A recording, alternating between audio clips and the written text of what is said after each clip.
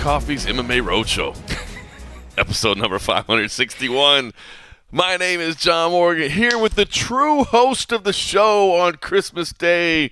Ho, ho, ho. Oh, well done, sir. Well done, sir. Cold coffee is with me. Drinking some eggnog, by the way. Yes. More heavy on the nog than the egg, but what other way would we have it?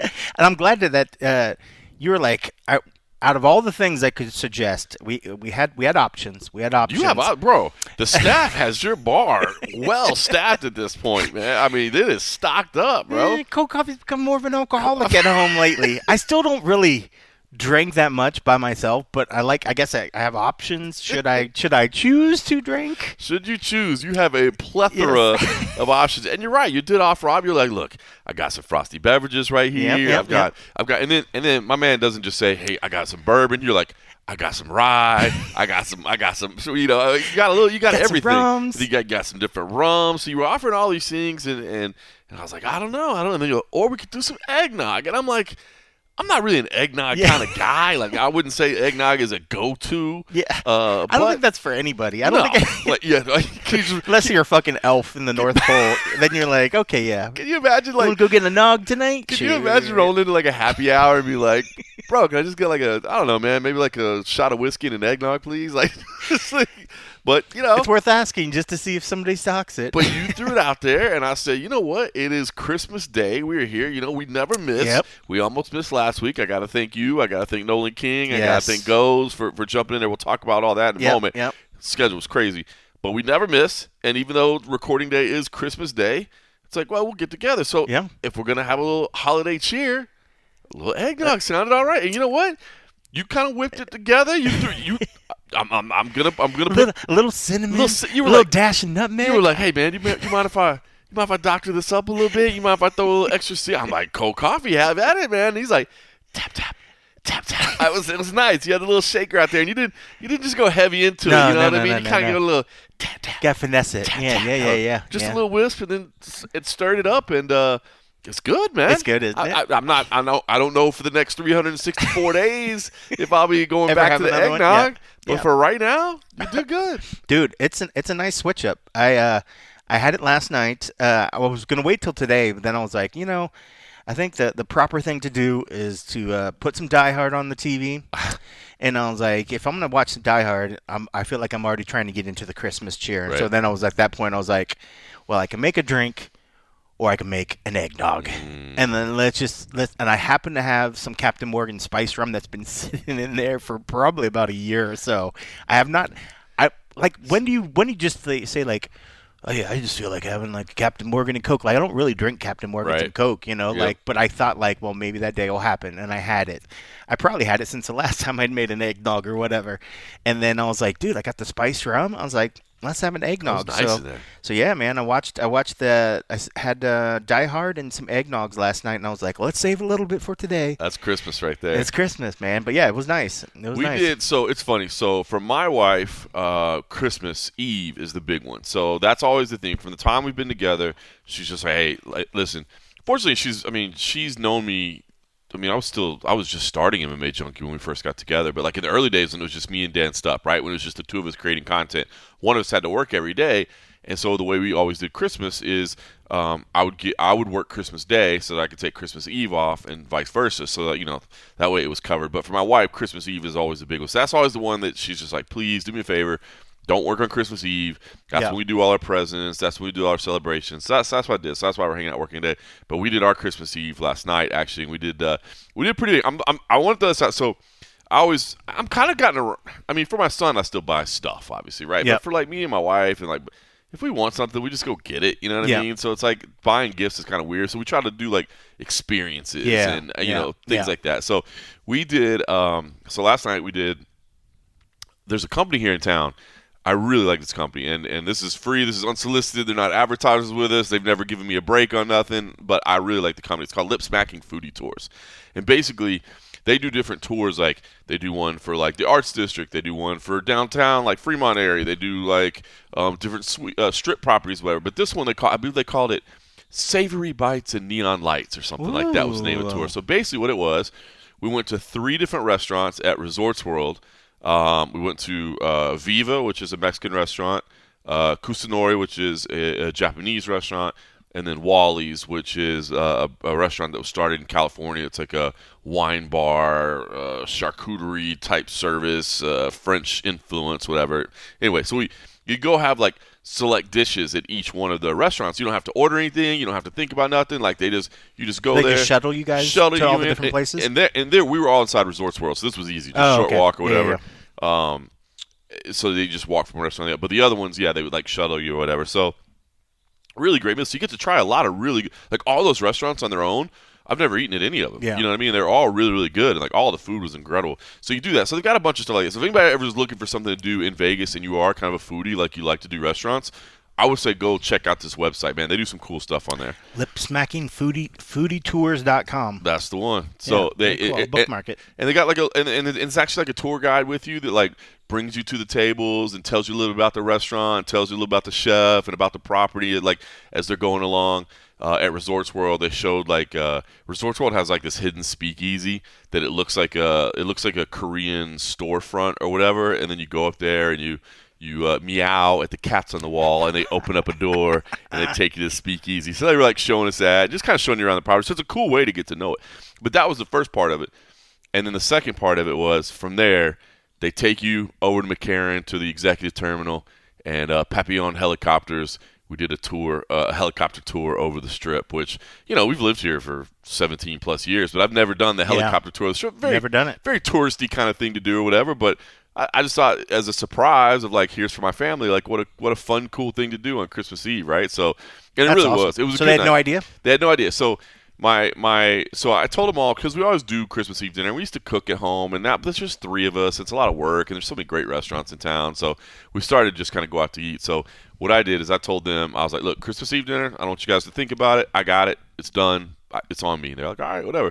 And then the night before, I did ask my wife, I'm like, hey, I was like, we're going to do a little bit of walking, like dress nice, but dress comfortable. Like don't wear like some crazy shoes. That going to be, Yeah. And then she was like, all right. I was like, well, do you want me to tell you what we're doing? She was like, yeah, just tell me so I can know that I'm dressed comfortable and I feel good. So I told her what we were doing. My son had no idea. So we waited, and I was actually not going to tell him at all. But right before the tour started, as we were about to go meet the tour guide, my wife was like, tell him what we're doing. Because I was just going to be like, let's just go to this restaurant. Let's go here. Let's go there. Oh, by the way, we're going there. But I did tell them. They didn't know until right before. But they had a great time, man. It was fun. We had a really, really good evening as a family. But it was funny, and I put it on social media that, like, now I get it. Like, why when we're in that tent and it's so loud with those helicopters. Yep. The helicopters literally fly right over it. directly over it. So basically, like, you take off from the airport. If you guys know Vegas at all, the airport is basically like just east of MGM Grand, which is like just west of where T-Mobile is. So anyway, you take off from there. You fly up the east end of the Strip. They go like right around the Sphere. It's pretty cool. They go like. Is their location on opposite of the? Because there's a helicopter group that's right by the sign. Right. And then there's another one that's off of like Sunset area or something, or no, off of Trop or whatever, closer towards like the MGM Grand or this is kind of it's kind of in between basically. Okay. Yeah, so I must guess have a few helicopter groups out there. there's Maverick helicopters. Maverick's the big brand. This is Papillon, which I'd never flown with before, but they're super cool. I'm gonna take their Grand Canyons. I've been wanting to do that for years, like, but I wanted to wait till my son was old enough to like remember it and appreciate it. Yeah. I want to do that where you like go land in the Grand Canyon. Oh wow. I'm gonna do that. I think I'm gonna do that this spring. Like they take you down. You fly all around it, then you land at the bottom, have a little glass of champagne, hang out for a little bit. I'm gonna do that. But anyway, so we did it. So we fly up. Like I said, it's cool. They fly you up you go north, and you circle around downtown. Like I said, they circle right around the Sphere, which is cool. You're right up on top of that, around downtown. They make a loop, and then they come back, and then basically, as you're going down I-15 south, they take a left turn, like right over T-Mobile Arena. I mean, right over where the press tent is, and then they basically just fly straight down Tropicana, which is cool, like right over Tropicana until they make a right back into where they're positioned. Wow. But it was fun, man. It was a great, great Christmas Eve night, and how long was the helicopter ride? like 15 minutes. Okay. Yeah, but it was funny to fly right over. So there's also like there were 3 helicopters that were going off at a time. So we were like there were I think 6 of us per helicopter, and basically I wouldn't say followed each other, but they took off at the same time, followed the same flight path or whatever. So now when you're in the tent and you hear one helicopter, just know that two more are flying right behind it. But I don't know, it was cool, but it was kind of fun for me just to, out of all those years of sitting in the tent and hearing those things go by and wondering why it was so loud. Now I'm like, oh, because they're literally right on top of us, not kind of near us, not by us, like really right over us. So anyway, that was that. That was my cool Christmas Eve. Now Christmas Day, owe you a big debt of gratitude because last week I know I kept putting you off. I really thought I was going to be able to record. It was the craziest week we've ever had. So we had CFFC 149. We had our Hall of Fame induction, which was awesome. We had a CFFC fan experience, which we'd never done before. And the CFFC fan experience was really cool. I'll tell you about that in just a second. But so we had all that stuff. So we had more moving parts than we have for a normal event, right? And then on top of that, our president, Brad, was super, super sick. So he didn't make the trip. I mean, he was like ill. He was still working from home, but he was like ill. So he didn't travel out there. So it was just more for us on the ground to handle. And it was nuts. So a big debt of gratitude to you because I was like, we'll do let's do Thursday. We'll do Thursday. We'll do remote. And I'm like, it's not going to happen. Like, all right, Friday. Yeah. We'll slide in Friday. I'm sending you Friday in the morning. Friday. We're going to do it Friday morning. We got this, man. We'll do that. And then it was like, well, yeah, it's not happening. So it got bad, and I was like, maybe I can do Sunday when I get home. I don't know, but thank you to you guys. And I will say it was funny. I talked to Nolan too. I was reaching out to him about something else. I was like, same thing. I was like, I think the show's better when I'm not around, dude. I think it's better, but maybe it's just more fun for me to listen to. Yeah, I think it's just fun to take a break and then listen to it like it's something new or different or whatever. But no, I mean, those guys knocked it out of the park. I mean, like that's I was so glad that I was able to tap them in because then it's just like teeing up softballs. I would just make sure I have enough stuff to kind of tee up to them. I said a little sort of like, hey, we'll chat about this, unless you guys think this is whatever. But they're so good. These guys do it for like every spinning back lick. Right. So I felt bad because I was like, some of the stuff I'm going to ask you, we kind of already hashed. But then I was also like, well, that means you already know it. You already have a definite thought on it. It's not like I'm coming out of left field on whatever, but just to get their thoughts on things. And no, it just made it so much easier because when I thought about, fuck, if I have to do this by myself, I'm just going to tire myself out because I'll get tired of hearing my own voice. So it was just nice to have that. So yes, thank you again to them that hopped on. They really, really, really helped out. But yeah, I mean that's the thing. The show will go on. The show will go on. And I knew that you were kind of stressed out and doing whatever, so it was whatever. It was funny. But it was funny because the guys got a kick out of it. I was like, John's taping right now, but, like as we were doing the thing, you were taping on air doing whatever. Then I was chatting with them, and then I'd see your message like, "Oh, thanks, the guys." I was like, "Bro, he just sent you a message in between the show." I was like, because I didn't expect you were going to see something like. So they got a kick out of that. Oh, I was like, "John said thank you." Yeah, that was a huge relief off my shoulders. And I mean, granted, we have a lot of friends that are would be more than happy to like do a podcast. Tell me a day, whatever. Let's get there.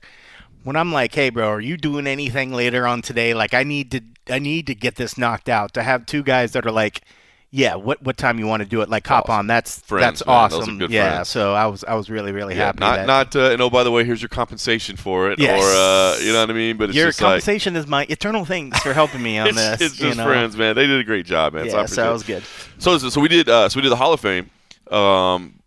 We filmed it. We may end up posting that, make it public. I think we haven't decided if we want to keep that as a private thing or maybe post it public or whatever. But it was super cool.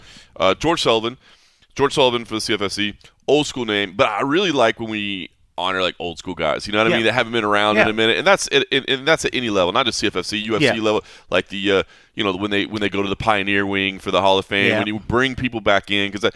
Number one, I think it's good. It's an educational thing to just like, hey, man, maybe you're a new fan of the sport. Here's a name you don't remember. They had a very great career. You should study. You should learn about it. And I think it just to bring those people back into the fold, to be like, hey, you're still, you're the foundation of this sport. It was always cool. Remember when the UFC did the Where Are They Now? Yeah. Like I don't know if they do it anymore. But like that was always kind of cool because people, if you didn't know who they were, it was the UFC, one, creating something new, different content, but also giving love to those that helped do it. So I mean. Now, yes, they got the Pioneer Wing, but I love the fact of like that show or just even the idea because it was kept track of people or whatever. So, yeah, I mean, the old timers appreciate that shit. Like it's one – imagine the Russia being in such a sport where you're thrust into the spotlight. You have these big moments of fame, whether, you have these great nights or whatever, but people love and adore you.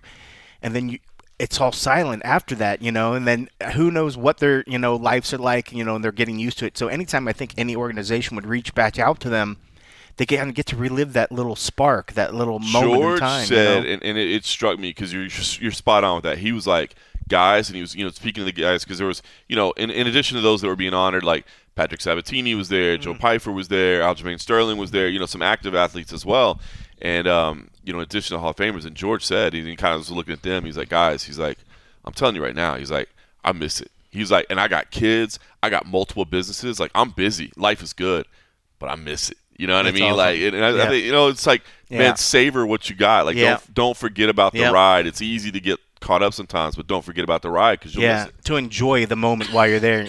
You tend to see that when the fighters, when they know they're making that last walk, we see the people when they do their retirement, they take that extra time to walk out there. But it's almost just like, yes, you're definitely going to appreciate that, but appreciate all the other time as well. When they say like, really, be thankful for the journey. You know what I mean? Like you appreciate it. It's hard. We talked about it before too, man. Like, it's been a long time since I've taken an international trip. You know what I mean? I go to the East Coast a lot. But, dude, me and you used to fly the world. And I think I did enjoy it to a degree, but not always. You don't stop in the moment and really, really appreciate what's going on. It was a lot of work. It was a lot of work. It was a lot of work. So that was cool. Sean Brady was honored. That's cool. Obviously, Sean, still, he's like, look, I still have dreams of being a champion. I'm going to get there. But it was so cool because Sean was one of, he was undefeated in CFFC. He was a huge draw, like, sold out events.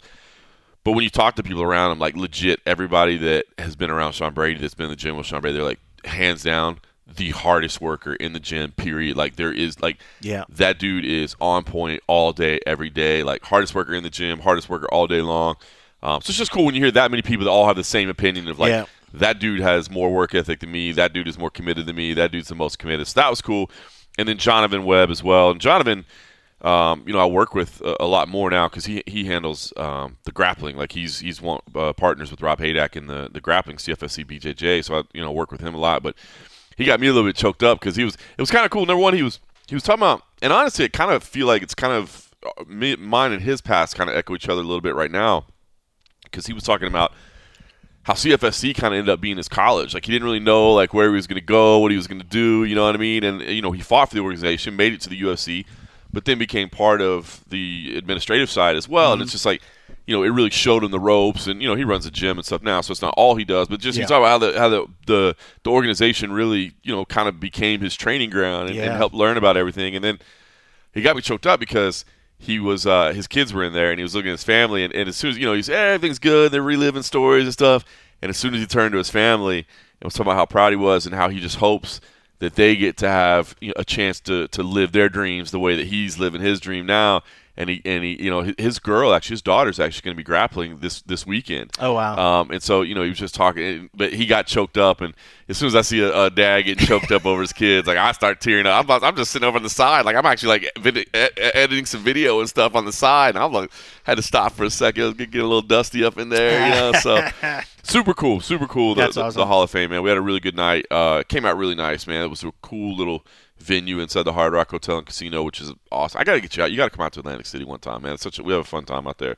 So we did that on the Friday night, and then Saturday we had CFFC 149, and we had this fan experience. And this was super cool. This thing came out so great. So basically, you had like all of our sponsors and our partners were there. So like RK Chevrolet, they were like giving out a truck. Like if you rolled the dice, and they came up a certain way, you would win like this, like $70,000 truck. Wow. Jergy is a beef jerky sponsor. They're handling out samples. Aljamain Sterling was there, mixing up drinks in Funk Harbor and having drinks with people. Oh yeah. Is that whiskey or is it a rum? Rum. So he has a light and a dark. I had both of them. His rums are good. Funk Harbor is really good. If you get a chance to try it, it's really, really good. The dark and the silver, completely different flavor profiles, obviously, but both of them really, really good. So nice. He was there. Hard Rock Bet was like signing people up. We have new sponsors, GGL Lawyers. They were there. They were handing out gear. And then you had CFFC fighters turn UFC fighters. You had Patrick Sabatini, Sean Brady, Joe Pfeiffer, Fatima Klein, Aaron Blanchfield, all like doing meet and greets and like taking pictures and signing autographs and all that stuff. But it was super cool because basically like we set up the cage on the floor of the arena, and then right next to it on the floor was like this whole like fan experience area. So they were saying that like the line. Obviously, I'm on air the whole time. I only got to see bits and pieces of it. But they were saying the line might be like 100 people long for a photo or an autograph. Wow. But you're right there on the arena floor, so it's not like you got to go out of the. Oh, so you don't miss any action. You don't miss any action, Wow. so you can sit right there. And honestly, so I walked through it both before and after the event. Where Aljamain was like serving up drinks, they had like little cocktail tables and stuff. I'll be honest, I probably would just post it up right there the whole time. Like it was on the floor, you'd have to stand the whole time, but you had like a perfect view of the cage. So anyway, it was super cool success, and awesome. I think we're going to do it again at future Atlantic City events. So really, really, really, really cool event over the past weekend. So I got to get you out there, man, and check it out. Hopefully you got to see a little bit.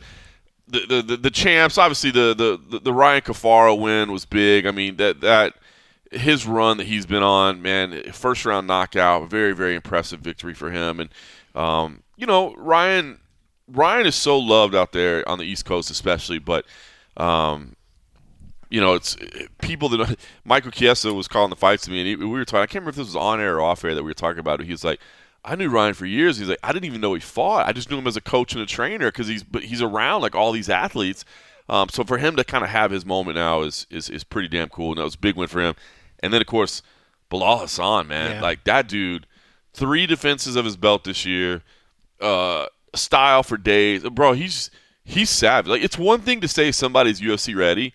Like that dude does not need to go to Contender Series. That dude does not need to go to the Ultimate Fighter. That dude is just like he's UFC ready right now. Yeah, and you would hope that Sean and those guys are paying attention to that and honor that sort of thing instead of like make him, oh, well, we don't really have enough people for whatever, let's do whatever. You would think they would just hopefully honor it. Because the guy's got the skills. You figure if you don't do that, you're just trying to lowball him on a contract or something. I don't know. And again, and listen, I have all this. I mean, Sean Shelby and Mick Maynard, not only do I have all the respect for them as for the job they do, yep, but they're friends of mine. I've known them for years. You know what I mean? Like Mick knew before he ever came to the UFC. Like, when he was running Legacy, like we knew him from back then. Sean, obviously, man, how long we've been working with Sean Shelby, you know what I mean? So it's like, I like those. I mean, I like them as friends and people, you know what I mean, beyond their job. And so I always try to give them the benefit of the doubt of like, they must have a reason. They must have a plan. But with Bilal, like, and don't get me wrong, I love having him in CFFC because like I get to call his fights and we get to watch him. And if you didn't see this appearance this past week, I'm telling you, there's no UFC for a couple weeks. Go watch it. The dude is savage. And it was crazy too. Is afterwards, I don't know if you got to see this or not, but he afterwards he was basically like apologizing because he didn't want to take the fight because he was facing this kid Rinaldi Mansu who's also from Indonesia where Bilal's parents are from, and so like he kind of felt bad, but Rinaldi was like, I'll take the fight. Like, I don't care. Like, let's go. But it was cool. Like, Bilal was kind of like apologizing afterwards because he didn't want to have to like hurt somebody that was from Indonesia and like ruin his dream. So anyway, the dude's so good. So I hope that Sean and Mick have purposely been slow rolling Bilal just because he is so young. He's only 24. That they're like, you know what? We know he's going to be here.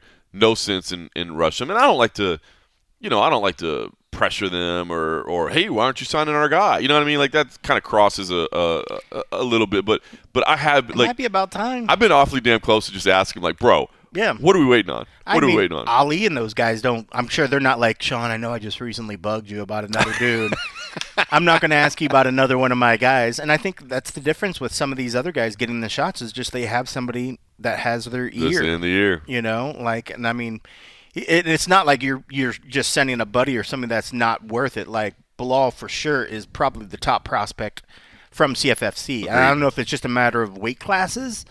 Like they're, we always sort of feel like just in terms of even the Contender Series, the way that they book the matchups, I don't think they do that just willy-nilly and say, okay, well, yeah, we just happen to have a lot of featherweights on this card. Like it definitely seems like they have a direction for the roster. A purpose in mind. There's a need, So, definitely I think the kids, not that they're fully flush with flyweights, but I definitely think they have some room that they could bring some flyweights in. But it does seem like one of the divisions where some of the guys have been getting looks, but I don't know if they put more leverage into the slightly heavier weight classes, anybody from featherweight and up, or maybe even just lightweight and up.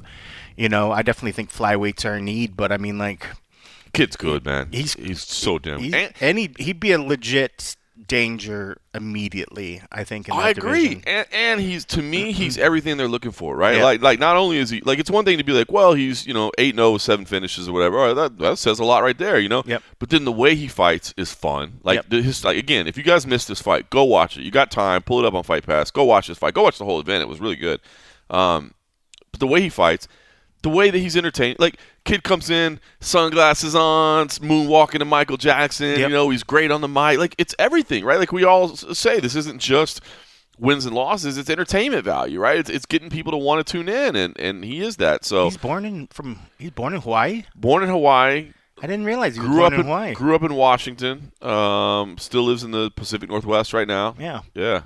And That's a whole angle right there too. There you go. That's crazy. But yeah, no, I mean the kid is something. But yeah, I mean it's inevitable that he's going to be there. But yeah, you definitely think if they had a need for an immediate flyweight contender to kind of pop in there and bring something. But yeah, I mean with the belt defenses that the kid has had, why not? And we've seen much younger get shots in there. So I definitely think 24 is probably perfect. If you can bring a 19-year-old or whatever in there, 24 can go. 24 is okay. Kia, I love working with Kia. Like I said, I'm really blessed the people I get to work with. I mean, CM Punk, obviously we don't get to work with him very much these days, but those wrestling days will come to an end and he'll be back. But working with guys like Dean Thomas, but Michael Chiesa, Michelle Watterson, the people that have rolled through, I'm very blessed. But Chiesa is so good when it comes to, because Chiesa gets this. Like, I mean, Chiesa is an MMA fan at the end of the day. Like, there are some fighters that don't watch fights. They're like, this is what I do, and I like it, but I don't watch it. Chiesa's like first prelim of the night every week. And obviously, he's working on the desk a lot too. But even if he wasn't working like the UFC desk, he would watch it. Yeah. But he gets it, and he gets the storyline. So he set Bilal up perfect. Like, it's not like I loved it. He was just like, so what do you want? It's not like just, hey, so what do you want next? He was like, I'm gonna go ahead and set up for you. He was like, I think it's March 28th. He's like, March 28th, Seattle, Climate Pledge Arena. You're from Washington. Like, tell you know what I mean? And so I love it. Like, let's just call. So that's why I'm saying maybe there's a silver lining. Out? It Not hasn't, yet. has it? No. So Chiesa I know Chiesa wants to be on that card if he can, because obviously he's from Spokane. So that's when, because I saw that post fight when Bilal was like, you and me, blah blah blah. So he wasn't talking about those two fighting. He was those two be on the card. Yeah. I thought that was strange. I was like, that was weird. Like, let's go at it, bro. Let's go at it. I'll bump up 45 pounds. Yeah, I was gonna say, what weight class is Mike fighting at? Those are two different size human beings right there. But so I guess like that would be, because I know like when the UFC was coming to Vancouver, he was trying to push for like a short notice spot on Vancouver, which is close, right? I mean, obviously it's just across the border. But to be in Seattle, for that to be his debut, like maybe that would be the absolute perfect debut, man. Perfect debut. Makes a lot of sense. So makes a lot of sense. Hope it happens. Hey, I saw something on the way. It was funny. I saw it this morning. I don't know why this just came to my mind, but maybe it's because Bilal's so like flashy and exciting. Did you see? If you get a chance to see it, it's Anthony Pettis. It's so funny. I almost scrolled past it because it's Anthony Pettis. It was on his Instagram feed in partner with some other like media outlet. I think it was, if I'm not wrong, it was like a media outlet that LeBron James helped start or something. I don't know. I think I read that right. But anyway, I almost scrolled past it because he was talking about the Showtime kick. But good Lord, how many times have I heard or seen the Showtime kick or whatever? But after all these years, I never knew this. Did you know that he kicked the cameraman in the nuts when he hit the fence? Mm-mm. I didn't either. So he learned something new. He's like, and they go back and show it. So when he plants on the fence to jump off of it, it's literally right where the cameraman is, and it hits him in the nuts. Don't the camera guys normally like straddle the turnbuckle? Well, he'd be close, but no, he was right on. I need to go back. Pull it up and watch. After all these, and it's funny because I nearly just scrolled by because I'm like, what am I going to hear new about the Showtime kick at this point in my life? And he's like, the cameraman came up afterwards. Is like, let me turn the volume you off. gave me the double whammy. Oh wait, because they pan the camera so it's hard to see. You don't see it very well unless you like really slow it down. But he said, he was like, the cameraman came up to me afterwards. He's like, bro, you hit me in the nuts too. He's like, it's a double whammy. Yeah, it's because this short, it's hard to see it because it must be a different angle. But yeah, all right, I literally saw that on my way over. I had to tell you about that. Like, wow. So if you want to go see Anthony Pettis' Instagram feed and see something that maybe learning, we talk about nods to the old school and learning something new after all these years. I never knew that the cameraman got kicked in the groin on the way up. Yeah, serves you right, buddy. No, that's funny. That's funny. Yeah, because most people aren't focusing on the outside periphery of that shot. They're just waiting to see the head kick land. Yeah. That's kind of funny. Learn something new. Did you watch? What'd you do for Jake Paul, Anthony Joshua? Did you watch it? I did, of Yeah. course. Oh Okay. man, I was just sitting here the whole night. Just Actually, was riveted. watching most of it because since it started, What about Anderson at 50 years old? dude. I mean, like, it was fine. I mean, I thought that Tyron could have taken a little bit more, but I wasn't. It was getting that area. I mean, I know a lot of people are like, oh, whatever. I thought that the ref had moved on beyond that point. When he cleared his thoughts, and he's like, "You want to do this?" He's like, "Yeah." He's like, "Walk forward." He did, and then Tyron acknowledged Anderson, who had sort of like put his hand up, and I Yeah. don't know if the ref was like, "Okay, you're not paying attention Thought to it me was anymore." like just yeah. Thought he was like, "Oh, he's sparring the air again," or something. But I was just like, I didn't think about that. You're "Okay, right. whatever," Like maybe that played into it. or something. I don't know. I was just like, "This is bonkers." But yeah, I mean, like that hook was just ridiculous. I thought. The whole time I was like, man, he's not throwing any punches. He's waiting to counter, but he was still walking forward. And I was like, man, is he not as good right now as I thought he was? When you think about his age, but he was just picking his shots. Yeah, I think he was giving respect to Tyron. That if Tyron tried to do like a big flurry, but him to sort of walk him down, and then that uppercut with the fake like sort of like Rose's kick, like he was gonna almost like Yeah. kick like. But the way that Anderson works in his brain, that he's always so whatever. I guarantee he's like, I'm going to throw this feint, and he's going to look down, and I'm going to catch him with the uppercut, And I don't think Tyron even saw the kick. I think he was still just like already sort of covering up. But the way that hook just sort of dipped up under, and it was just perfect. I was like, way to go. So I mean, I Crazy. certainly had no problem with the fight. I think if he wants to keep continuing, like both guys said afterwards, like they still want to kind of continue. I think you're starting to get to the point where commission's got to really be like, I'm not sure, but if Tyson can fight, like 10 years older than that, I suppose that they're okay, and that he can keep doing it. And it's the fact that I don't think he took any damage at all in that fight. But as long as it's a age appropriate, Yeah, you don't gonna put him in against a 25-year-old competitor killer or something like that, I wouldn't want to see that. But dude, I thought it was fine. But yeah, I was here for it. I was like, yes, let's go. And I mean, I thought some of the other fights on the card, I thought some of the females that were boxing on there put some hell of a fucking great fights. And then then Jake did what I thought Jake was going to do. I mean, he stood there. I mean, he stayed in there a lot longer. But I mean, when your game plan is to run and not box and try to like throw some shots and then try to win, like he even said afterwards, he's like, I won the first couple of rounds.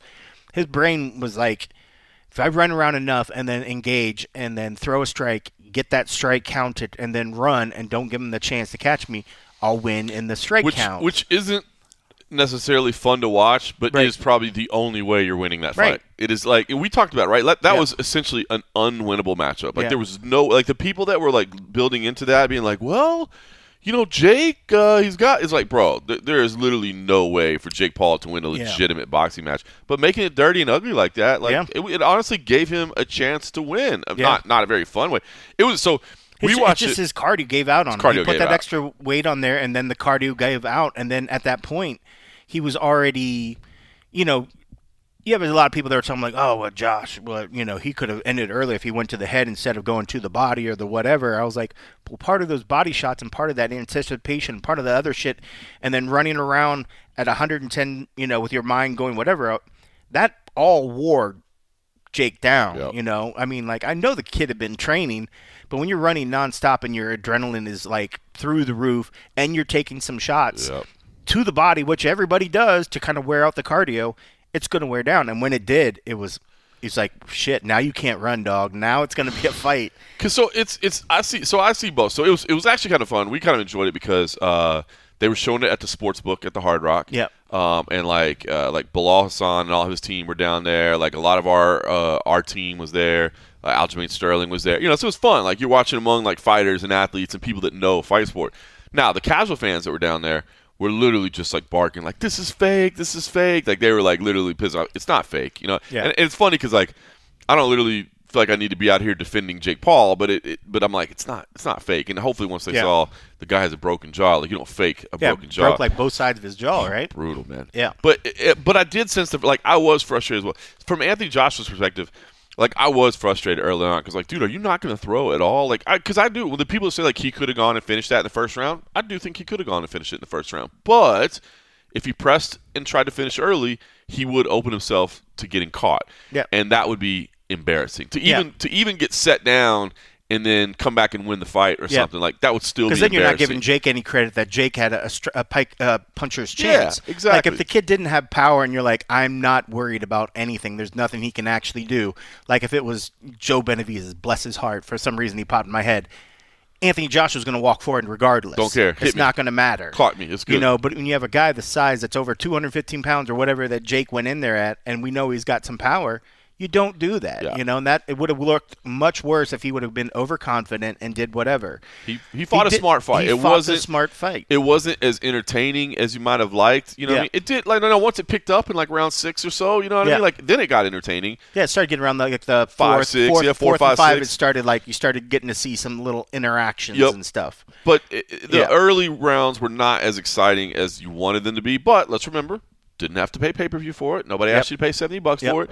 So it wasn't as entertaining as you would want it to be, but it really was. It was smart from Anthony Joshua. Like, I can't fault him for it. No, I thought it was the perfect thing. And then at the end of the day, it was about getting that win. Yes, did he want to go whatever, but as soon as he realized like, okay, this is your game plan. Now I need to adjust to what your game plan is. And everybody, and even Jake Paul and a lot of people are like, man, this guy lasted so much longer than Francis. It was 2 different strategies. 2 different fights, 2 different strategies. One guy 2 different went approaches. in there to box, and the other guy went with a strategy of how he was going to stretch the fight out and see if he can do something. Yep. He was not there to box his first rounds. And if Francis did the same thing, it would have looked like what this did. I don't think any of us could have predicted how good Anthony Joshua's takedown defense would be as well. Yes. You know what I mean? Like, guy's been doing the work. He's been doing the work. I was like, man, he's hitting that outside single over and over. Kudos to the ref when he stepped in and said some shit like, this is ridiculous. This is not what people are here to see. Yeah. How about, hey, you know what? So they had the commentary on. So they were showing the fight. It was cool. They had the undercard on, but they had audio of like basketball games and other stuff. So I was like, they're going to just, like I get it. Like this isn't a big deal. But at the Hard Rock, when the main event came on, they switched the audio in the sports book to the broadcast. That was cool. That made it more fun to watch too. I guarantee every bettor in there is like, you got to change this fucking audio. Like, everybody in there had like round prop bets and stuff like that. So it was cool. But I liked Mauro Ranallo like coming out and kind of talking trash about it. Like, you're getting paid because it's an interesting situation. Right? Like it's not like you're just working for a company that's putting a fight on. Like you're working for the guy that is putting the. You know what I mean? Like Jake Paul is putting this. You're working for him in some ways. Yeah. And yet you're willing to trash it a little bit. I thought that was good. And obviously I've always liked Mauro, man, as a commentator, but obviously a friend as well. Yep. But I had a lot of respect for him, like calling it out, and being like, this is not what people want to see. Yeah, I mean whether he gets ass backed or not. I mean like that's on record.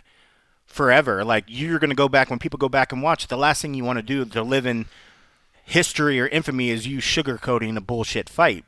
You know, because I think if anything that tarnishes your legacy because then you're just like, oh, okay, you're just there taking the money from this thing, from this bullshit, right? Whatever, He called it like everybody was seeing it. I mean, like people in the crowd were, by the end of the first round, I thought I started hearing some boos. Yeah, definitely. So like people were so I can only imagine that amplified for them, and they just called it how it was. Like it was silly. It was ridiculous. He kept seeing, instead of taking punches and going in for a proper clinch standing, he dropped down like and was going for like the weird grab the leg shit, and he was just like, what is going on? Like this is bizarre. It's not like he just slipped or not like he took a shot. I'm just like, this is.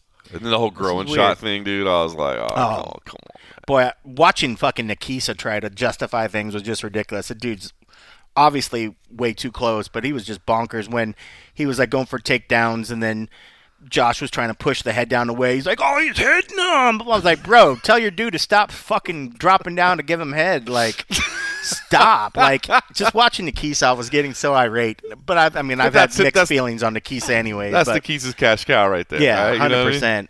And then at the end, he was like, there was no tactical difference. It was just a cardio. That was silly. I was like, you're fucking That ridiculous. was like, why I say that? Yeah, I mean, it just shows that you're fucking.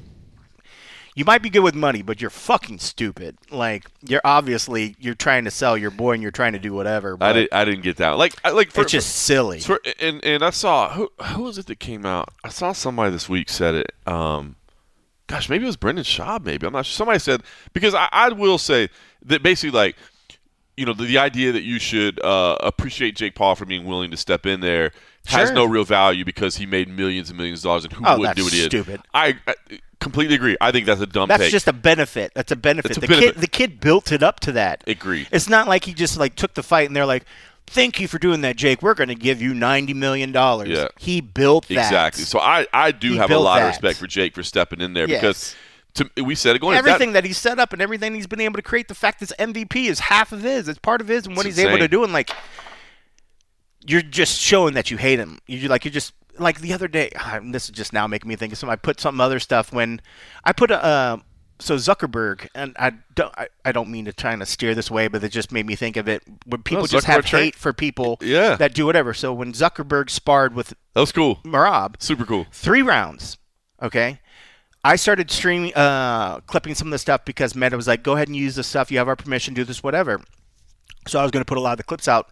And then my direction was, no, just cut it down to like 2 minutes. Give me like an hour, a minute and a half, 2 minutes or whatever. So I put the clips together. Obviously, you see a lot of Merab doing whatever, but a lot of people were coming out. And so I put like, dude, you could tell that Zuck has been doing the work. Yes. I'm impressed. Good for him. Yep. Somebody wrote back and was like, come on, that was absolute garbage. These billionaires who always are trying to do whatever, we don't need to, circle jerk these dudes or whatever. And I was just like, what the fuck are you talking about? He's going in the gym, putting in the effort. Like he's doing the effort. He's a fan, and he's trying to learn this stuff. So I started saying some stuff back, and then he's like, and plus, I guarantee he made sure that they looked good, and he had to pick this fucking footage and do the blah blah blah and make sure you whatever. And I was like, yo, bro. I picked the footage. I picked this footage. Meta didn't tell me to do fuck all. Meta gave me the whole thing, and I was like, blah, blah, blah. Nothing from the dude after that. I was like, fuck you. Wow. Like, it's just, just some people want to hate on people. Granted, whatever Zuck, whatever Elon, yes, they have everybody's got some downfall or whatever that you can pick on. But just to hate for, like, no fucking reason is just ridiculous. So like anybody that has watched the sport, and then we can go back to the Jake. Anybody that knows Merab's pace, Merab did not make it easy on them. No. Could Merab have went harder? Yes. Of course. But was Merab was pushing the pace. That's a good sparring partner. Yes. Merab was like pushing the pace and gave him the shots where he could take the shots, but Merab kept him on the back foot. But when Zuck was doing the moves and things to get him out of certain positions, I was like, holy fuck. He's doing the right things. He's doing the right shit. Yeah. And to have somebody just be like, oh, that looked like hot garbage and he's not doing the work. Come on. I was like, bro, anybody that's watched this sport enough and is close enough to ever trained or have seen people training know that he's done the work by the shit that he's doing. And if you are either hating it, you either don't know anything about what you're talking about or you just purely want to hate just to hate. That's crazy, man. I thought that Zuck did a great thing. I thought Zuck did a great job. Yeah. I thought Zuck looked good in there, and I thought was Merab trying to beat him up? No, of course. No. It's sparring. It's training. He was being a good training partner. And he was testing his cardio, and he was testing. Yep. He was putting the pace on him. Stand-up exchanges were decent. Yep. Like obviously when he took him down, he made sure and didn't put him down hard. You know what I mean? Oh yeah, but that was part of one of the funniest things. Like because I used the clip like when he picked him up and he sort of like shouldered him. You hear Zuck go, That's great. I literally was like. That's everybody universally. You put me, you put you put anybody that would have got picked up that moment. I guarantee all of us would have been like, so great. So that was like the universal, like, yeah, bro, I know exactly what you're thinking. I had so right much now. respect for it. I talked to Aljo about training with him too, man, and he said he had a great time with him. And yeah, the dude is putting in the work. Yeah. Is he ever going to fight in the UFC? No. You know what I mean? Is he ever going to look like those guys do? No, he's not. And stop expecting that. Right. But you got to give appreciation when they've done the work. To and have when that they've much actually do respect it. and love for this sport that we all love, yep. that you want to put that much effort into it. When he doesn't, like, Zuck doesn't have to do any of that. You know what I mean? Like, it's cool. I love it. That motherfucker, Meta cleared. I bet his people, whatever. I was like, no, motherfucker, that was all me. I chose those minutes. That's funny. Yeah, and that goes, and just go back to Jake, like, dude, and we've said, I mean, you and I have said all along, you have to respect the hustle. But I do respect the fact that he took this fight. Like, there was no way, I didn't like the Tank Davis fight. I said that. I was like, this is stupid. This, I do, even though he got incredibly well compensated for it, I think he still do have to say it because he knew there was no way in hell he was going to win that fight. And it was incredible. And then you got other people, which a lot of people are wondering how true or whatever, the Andrew Tate shit, where he got folded in his, but then it was like shitting on him. And then he was like, here's on you. I put money on me to lose. And then he supposedly made like $80 million. I didn't see that. I was like, bro, if that's true, you just incriminated yourself. I was going to say, yeah, that's that. I was like, let's see what happens with that one. I didn't see that story. Yeah. So supposedly, I don't know if our channel shared it because it's not like I follow that dude. Yeah. But then I remember seeing that and remember just people saying like, well, great job of incriminating yourself if that's in dumb. fact true. If that's the case, yeah, keep your mouth shut, bro. Yep. I did it because I was working all week. If it is true and you know you're getting 80 million, just smile. Have a good day that day, and just walk away. Why you gotta why you gotta be that petty that you would incriminate yourself? Just some people are that dumb. That's why criminals get caught, bro. That's why criminals get caught because they just can't be quiet. Just collect your winnings in silence. I didn't get to see it, but did you see any of it of Tony Ferguson getting a win? I didn't get to see. No, I was busy. no, I missed that one. I didn't see that. But I love Tony, man. Oh yeah, no. We like it when Tony gets the W's. It's hard to get the L's. It is, man. But good for him. Good for him. All right, listen. I am flying out tonight. I got to go get packed up and heading out tonight. I'm heading out to Philadelphia, taking the red eye tonight on American through Dallas. Make the stop in Philly. We'll go our way-ins. We got CFFC BJJ 16 on Saturday night. So, if you're around and you're looking for something to watch and you need your combat sports fix on Saturday night, myself and Dean Thomas will be calling it. We're going to start out, actually, we've got 4 kids matches. We've never had that many. We've done a couple kids matches, which are always fun to see these young kids going at it under the bright lights. I'm always like, man, these kids are like 7, 8, 9, 10, 11 years old, and they're on the platform under the bright lights of the crowd. I'm like, dude, I got all the respect in the world for you. So we're doing 4 of them. So because we're doing 4, we're actually going to stream them live on YouTube. So if you want to watch some youth matches, just have a little fun to get the night started, you can do that. That'll be at 6 p.m. Eastern on Saturday. Then 6:30, we'll go over to OnlyFans, onlyfans.com/CFFC MMA. We got 6 preliminary matches there. Then our main card is on UFC Fight Pass. First event ever, we're switching to the UFC BJJ style of doing rounds. So we'll do 5-minute rounds in the main event, and then the other matches we'll do 4-minute rounds. So that way, basically the way we're going to keep our prelims the same, 5-minute regulation plus minute and a half overtime. Then we'll go to 3 4-minute rounds on the undercard of the main card, and then the main event will be the full 3 5-minutes. So basically, we figure like let's kind of ramp people up. The same way you do like amateur MMA is like 2 minutes or 3 minutes, and then you go to 3 rounds, then you go to 5 rounds, and et cetera, et cetera. So that's what we're gonna do. Great main event. It was Sean Brady. Sean Brady had to withdraw. Andrew Cockle steps up into the main event. If you've ever seen Andrew Uncut Cockle compete before, the dude is fun, man. He's probably pound for pound most exciting on our roster. I think he just takes chances. He's competed for us like more than 10 times already. Wow. But he always just goes for it. And this is the biggest opportunity for him. So that'll be great. Alexander Romanov, obviously, King Kong going against Brian Newman. And then I'm really intrigued by this. Cold coffee. Jocelyn Molina is 13 years old, and she taps black belts. Wow. Yeah.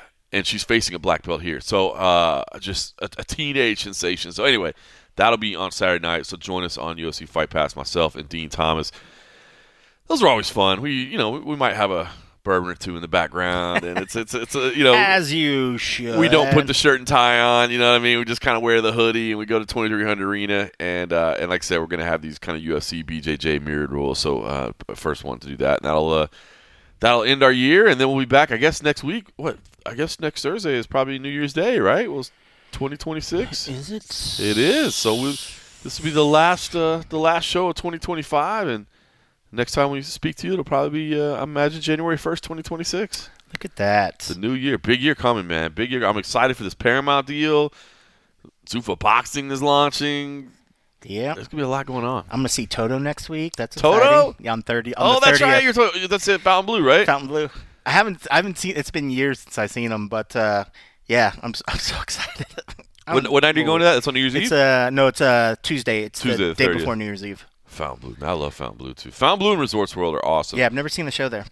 We went there for the whatever fight week stuff for the boxing or whatever, but I haven't been in the theater I'm not even either. sure what the theater setup's like. I love that hotel. It's so nice. I'm going to Uber over there because Kenny's going to have some of the frosty adult beverages and see if we can find some rocker women. Well, next week might be busy. You should check they're doing deals at Fountain Blue right now for like $100 and something bucks, no resort fees. We'll see, because the next night's New Year's Eve. I'm sure it's gonna be a little bit crazy. That's my thing. It's the 30th. People are probably already there for the coming in town early or something. I actually might go. I was considering going on and actually watching the fireworks this year for New Year's Eve. Yeah, I don't know. I've never really done it. I always either see it from afar, but I've never actually went down to the Strip. So I was thinking about maybe going because I heard some people might go to like do karaoke over at Ellis Island and then do then watch the lights. Nice. I'm like, uh-oh. It's probably sold out right now, but I don't know how we got talking about it last night. But the tour guide that was showing us around, he was actually telling. So it was us, and there was like this group of like 4 people that were from China that live in the United States now. But I think one lived in L.A. and the other 3 lived in Houston. But they were just coming and like hanging out. So anyway, we were talking about different things, and he was talking about the high roller, and that's probably sold out now. But he said that you can, and I never thought about it because it's kind of like random. You go down there, you stand in line, you get out. So the high roller, if anybody doesn't know, it's the big Ferris wheel, like 600-foot Ferris wheel or whatever, or observation wheel, I should say. But he was saying you can buy tickets at the right time to make sure that like you're on the thing, like when the fireworks are going off, like right at midnight. He said him and his wife did it, and it was awesome because like when you're at the top, like I think it's one of the tallest structures on the strip. Yeah. So you're at like 600 feet, and the fireworks are like going off like right there, like kind of eye level. He said it's kind of a cool perspective. So that would be interesting. Anyway, I thought I'd throw that out there. I'm telling you, I love this town. The best. We literally, really is cool town. We were leaving last night, so like, so surprise Christmas dinner. You know, like so, food tour, amazing. 3 incredible restaurants. Do the helicopter tour of the strip, and literally, like as we were driving home last night, like I was just looking at my wife. I'm like, is there any other city to live in like other than this one, man? Yeah. Like there's so much cool shit you can do. It's bonkers. I happened to just catch up with one of my mentors, my old professor at Ohio State the other day. She's with the theater department. I was reaching out to see if they're coming out for NAB.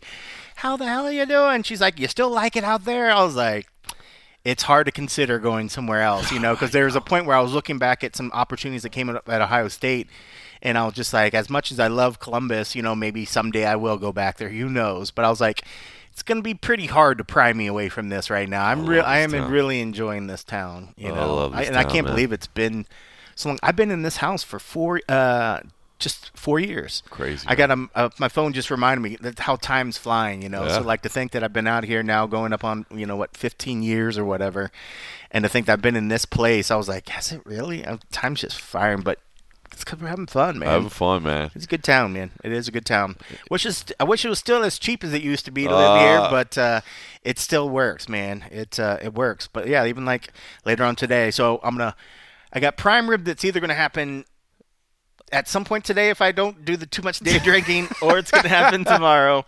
But I am, even like that, like I know there's other souls like me that, don't have anything else going on Christmas. So it's like, maybe let's go have some drinks at the bar and check in with the folks or something. So, it's always something going on. There's always something. There's always something. There's always something. There's no time where there's not something going on. Yeah. And there's something to do. And that's barely doing anything. If we want to go crazy, just go down to the strip. Like there's always something. You want to go see shows. You want to do whatever. It's amazing. And that's why I've been really enjoying, like, even just starting to see more of, like, the local theater and other stuff. Even with not even tapping into all the big shows, like the big sleigh shows, all the other shows that are down the strip. There's a bunch of little stuff that's going on. It's just everywhere. And then you add in the food and everything else. It's just, like, it's hard to consider. It'd be cool if we had, like, a body of water. I'm not... Lake Mead is fine, folks. Yes, there's a body of water here, but no, if we were like near a proper like ocean or a real lake or something, then we wouldn't be able to afford to live here. Then we wouldn't be. That's true. But it is something, man. It is really cool. It's pretty amazing, man. It is the best, man. The weather certainly helps. Yeah, 70 degrees in December isn't too pretty bad. Ridiculous. I love this place, man. I'm so blessed to live here, man. 17 years for me, and yeah, I always say, like, I'm never leaving. It is true. When I first moved out here, I used to tell, I remember telling people, even my family included, I was like, dude, it's cheap out here. You should come out here. And like now, can't tell anybody it's cheap anymore. But it's still fun. Cool. There's still options. There's still things to do. Yep. But yeah, right now the housing market's ridiculous. You're paying a lot for certain things, but in terms of like what are you getting for your value? It used to be on a budget, and the value we were being overserved for what we're paying, and now it's not that way. But it's still a hell of a lot of fun. We can still get overserved. Yes, that's true. Awesome, man. Well, listen, I hope everybody has a great Christmas. Like I said, tune in on Saturday night if you can. We'll have a great grappling event. Hopefully everybody's enjoying a little downtime with family, relaxing, getting ready for a busy 2026. And, next time we talk to you, it'll be a new year. Appreciate everybody that supports us over patreon.com/the MMA Roadshow. We were just reminiscing over the time that many of you have helped support us over there. And man, there's a lot of friends that we've made along the way, and a lot of people that, reach out and show their support. It means the world, because we're just two dudes that like to sit around and have a couple eggnogs and talk some fights. Thanks for listening.